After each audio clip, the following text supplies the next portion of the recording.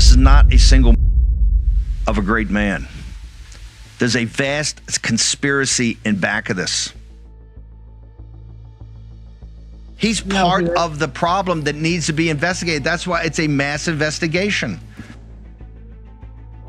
Steve Bannon leaked the whole secrets about the Charlie Kirk shootings, exposing hidden layers of the story and raising questions the mainstream refuses to touch. This is the reason they took Charlie Kirk out. That and Charlie at a deeper level, as you see, bringing so many people to Christ, really changing the culture. Folks laughed at Charlie when he came up with this idea of doing it because the festering sore is the universities coming up, the culmination of the way your children have been, the propaganda they've been fed by very evil people. And that is what we now have to do. We have to use school boards, we have to use legislation, and all these people coming and attacking Charlie and his memory, they all must be fired, they all must be terminated. The great thing about our movement is the peaceful nature of the way we use power. Last night in Huntington Beach, 5,000 people joined countless others nationwide in self-organized prayer vigils for Charlie.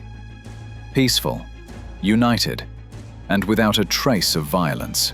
Last night in Huntington Beach, 5,000 people all over the nation. Spontaneous self-organizing prayer vigils in remembrance of Charlie. No cars burned, no riots, no cities burned, no violence. But Sam Hyde had that quite powerful, and he's a comedian, had a quite powerful end to the what we put onto the back of the prayer vigil, because I thought it was important to always keep in mind what we're fighting, right? The memory of Charlie Kirk has to go through his work, and today at noon, we'll be tossing to the Charlie Kirk Show. The Vice President of the United States, J.D. Vance, will be hosting the show from the White House compound. I'm not sure if the West Wing of his office or across at EOB, where they actually have a pretty sophisticated studio. And they're going to have guest hosts all week to drive what Harry Enton's talking about right there. Charlie Kirk, not only in the field all the time, at the universities, going to the point of contact to drive the message. Steve Bannon asserts that Charlie was the one who pushed President Trump onto TikTok, recognizing its power and urging him to use it to spread his message. But also through social media, TikTok, he became a TikTok. He's the one that got President Trump on TikTok. He became a TikTok expert of how to use TikTok to get his message out. And of course, the show here on Real America's Voice, it was also a podcast. And he had, I think it was Salem Radio, went out simulcast. Charlie was everywhere, ubiquitous. And he was where everybody was, at touch points. Make sure you meet people where they are and spread your message. And he did not back off. And that's why he is a martyr. He's a modern-day Christian martyr. Of that, it can be no doubt. If you look at the hate, and finally, and this is the big, I think, news over the weekend, and it hasn't quite gotten out about the shift. This was being treated as a single. It's not a single.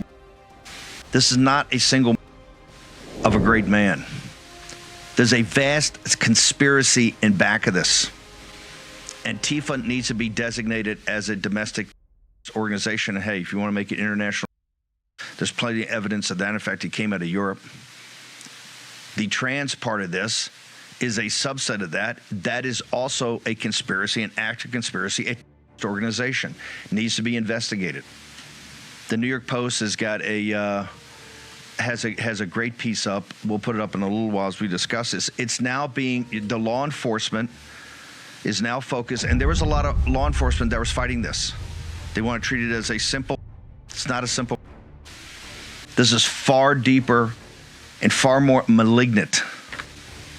And that's why in the next 2 weeks, to make sure we go after that, and any foreign money that came in, any foreign influence that came in from the Chinese Communist Party to Soros, to others, Arabella, all of it.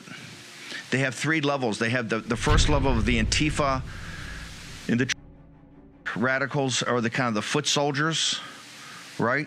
Then they have a second level. You're going to be shocked. That second level is made up of what's infiltrated the military. No, it's not white nationalism or white extremism, extremist politics. That's what they try to sell under Biden's regime.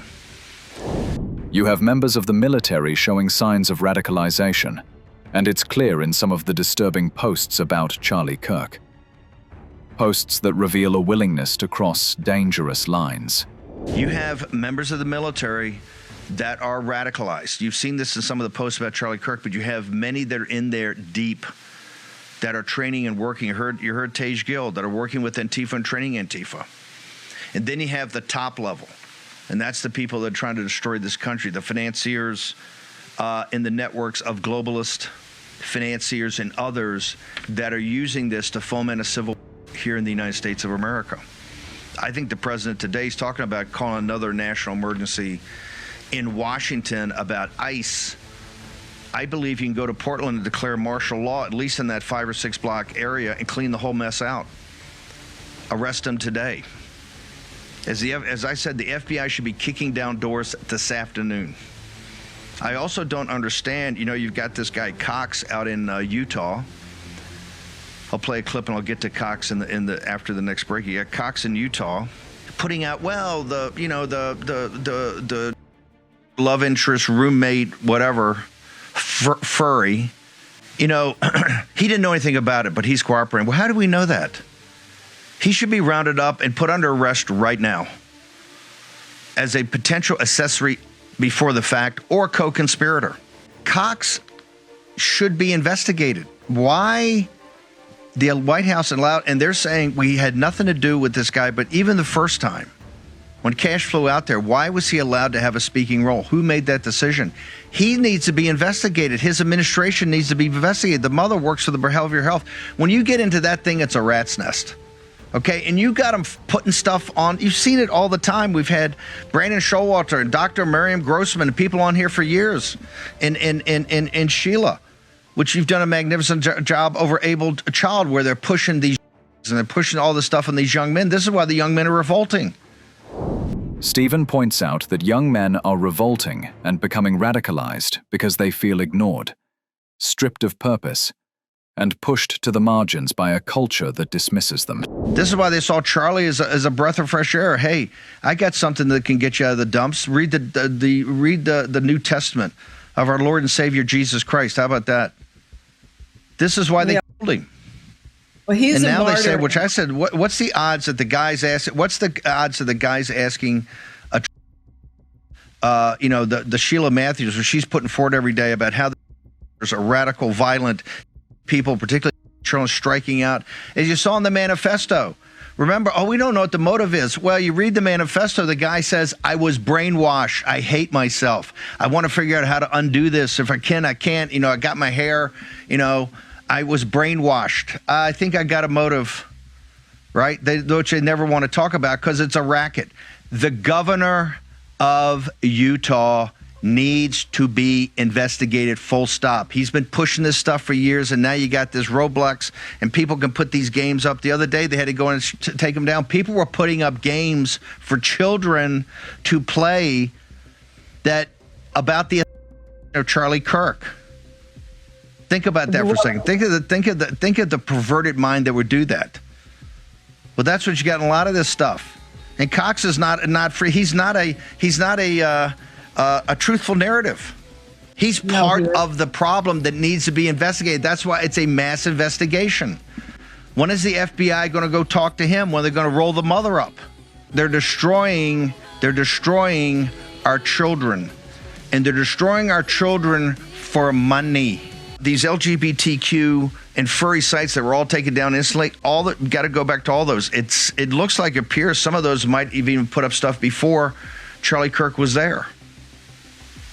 But they certainly knew about it almost instantaneously, and particularly his Discord chat group knew about it instantaneously after he shot it. He was kind of making jokes. Why are they not rolled up like the Boston Marathon roommates? Remember the 4 or 5 guys that were the younger guys' roommates in college, and they knew immediately who it was? They saw that as soon as the videos came up, they said, hey, that's our roommate.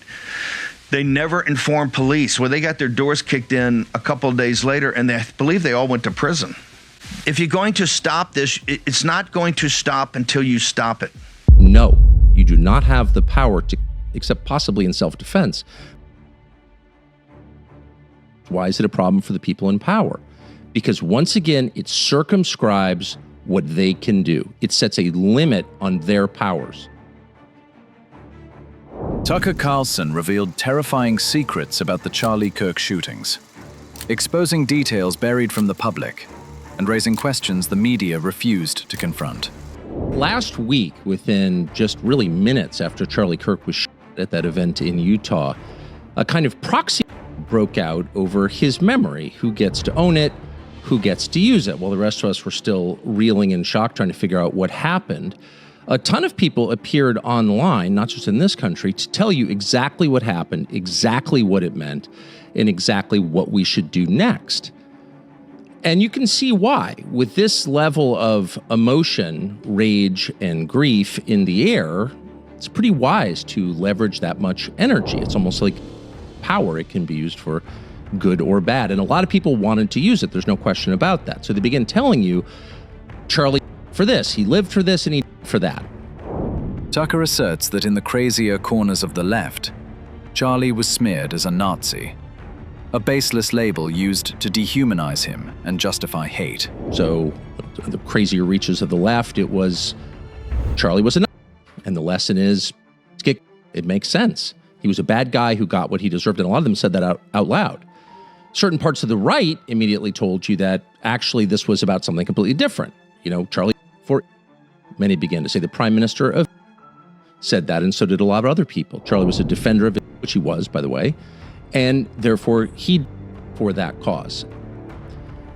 But none of these explanations, all self-serving, are really satisfactory. They don't capture who Charlie Kirk was, and on some basic level, they're dishonest. Charlie was not he was not because he was a, yes, he was a defender of, he didn't, however. Why did he? What was his life about? What was the sin, the core sin that Charlie Kirk committed against somebody, power, that got him in the end? And the answer is right in front of us, certainly those of us who knew him. Charlie's life was defined by his Christian faith, not his spirituality, but his belief in Jesus, his life as a Christian. And everything in his life flowed from those beliefs, everything. Tucker asserts that everything Charlie did, said, and believed flowed from one core truth. Above all, he was a Christian. Everything he did, said, and believed came from the fact that he was, above all, a Christian. And that is, and was, and in fact has always been deeply provocative and offensive to the rest of the world. And why is that? It's worth thinking about it for just a second. Christianity doesn't seem like the kind of religion that would provoke people to anger and violence. In fact, it seems just the opposite. It's the world's most profoundly nonviolent religion, maybe the world's only truly nonviolent religion, a religion based on a man who Christians believe was also God, who, as he was being led away to be tortured to death on made-up charges, scolded one of his disciples for fighting back. This is a religion committed to love above all and to living in peace and harmony, truly. It's a universalist religion that believes that every person has a at heaven. It's not exclusionary at all. And so you would think it would make sense that if you're a government or if you're in power, that you'd want a lot of Christians living in your country, because they're not going to cause massive problems. Not a lot of sincere Christians are fomenting insurrection at any given moment. Pretty much none, most of the time. They're tidy, they get married, they love their children, they pay their taxes, they're commanded to pay their taxes. So why wouldn't you want a nation full of Christians? Why wouldn't you encourage this religious belief, even if it wasn't yours? Why would you hate it? Well, there are a couple of reasons. There are a couple of things about Christianity, and these were evident throughout Charlie's public life, that are deeply provocative to the people in power. And the first is the insistence that Christianity comes with inherently that you are not God. You are not God, and neither are your leaders. God is God, and all of us stand before him in the end to be judged, and all of us will be found lacking. Christians believe the only way to heaven is through Jesus. That's the only way. We're all fallen, believer or not, so no leader deserves godlike status. Hold them accountable, temper reverence with realism, and demand humility alongside responsibility. But all of us, whether we believe in Jesus or not, are fallen. We are sinners. We are less than we ought to be. We are not gods, and neither are the people who lead us. And this has a lot of implications. The first being, if you're not God, you don't get to do whatever you want. There are limits. There are rules that you didn't write that you have to abide by. That's not a judgment. That's a statement of fact. Some call it natural law. It's been the basis of every functioning society since the beginning of time. But the basis of our society is the Christian understanding of justice, which flows from that belief. You are not God. God is. He writes the most basic rules. You abide by them. Period. That's the basis of our law. That's the basis of Western law. And that is a threat, a challenge to people who would ignore the limits on their behavior, very much including our leaders and very much including the most powerful people in our society, whether they're elected or not. Nobody wants to be told you're not allowed to do something. And Christianity inherently tells people that. It doesn't judge them, it just states it clearly. No, you do not have the power to, except possibly in self-defense, but you can't just go people. And you can't go people because, and this is the second thing about Christianity that tends to set the teeth of the powerful on edge, Christianity insists that every human being is created by God. Every single one. And that means that every human being has a soul, a distinct, unique soul created by God. It is, once again, the only true universalist faith there is. And the New Testament is the story of this, an underread collection of books.